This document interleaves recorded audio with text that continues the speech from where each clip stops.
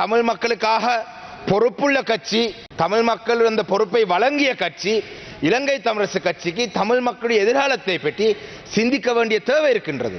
அந்த அடிப்படையிலே தான் நான் சொன்னது போல இத்தனை ஆயிரம் போராளிகளை விதைத்து ஆயுதமேந்தி போராடி எத்தனையோ இழப்புகளை சந்தித்த ஒரு இனம் வெறுமனே இன்று கொக்கிலாயிலே பாலத்துக்காக ஒரு ஆய்வு செய்வதற்கு நிதி ஒதுக்கப்பட்டிருக்கின்றது.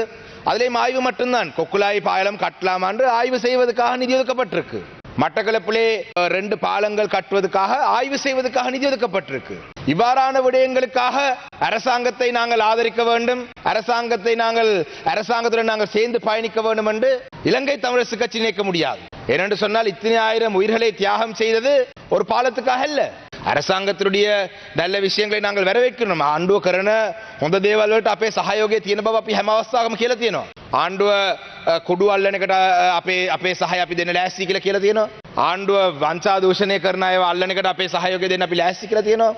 ආණ්ඩුව කරන් යන හොඳ වැඩ වලට අපේ සහයෝගය තියෙනවා. හැබැයි අපේ පක්ෂයට ගරු කතානායකතුමනි, නියෝජක කතානායකතුමනි, මේ ආණ්ඩුව මඩකලපුව දිස්ත්‍රික්කයේ පාලමක් හදන්න ෆීසිබිලිටියක් කරනවා කියන පදනම මත අපිට ආණ්ඩුව පක්ෂයේ තියෙන අයවැයකට අපිට සහයෝගය දෙන්න බෑ. நமது பணவீக்கத்தை 5%க்கும் குறைவாக பராமரிக்கவும், நாட்டினுடைய இன்றிருக்கின்ற நெருக்கடிக்கு பொருளாதார மீட்சியை விரைவுபடுத்தவும் இந்த வரவு செலவு திட்டம் வழிவகுக்கும் என்று ஜனாதிபதி சொல்லியிருக்கிறார்கள். ஆகவே நாங்கள் எங்களை பாராட்டுகின்றோம். அந்த அடிப்படையிலே அதற்கான சூழ்நிலைகள் உருவாக்கப்பட வேண்டும். வெளிநாட்டு முதலீடுகளை இந்த நாட்டிலே அதிகரிப்பதற்கான வழிவகை செய்யப்பட வேண்டும். ஆகவே வெளிநாட்டு முதலீட்டாளர்களை நாட்டுக்கு வரவழைத்து அந்த முதலீடுகளின் ஊடாகத்தான் நமது எதிர்கால கடன்களை 28ஆம் ஆண்டிலிருந்து கட்டுவதற்கான ஒழுங்குகளை செய்ய வேண்டிய ஒரு தேவைப்பாடு இருக்கிறது. முழு நாடும் இன்று போதை பொருளால் முழுமையாக அடிமைப்பட்டிருக்கிறது.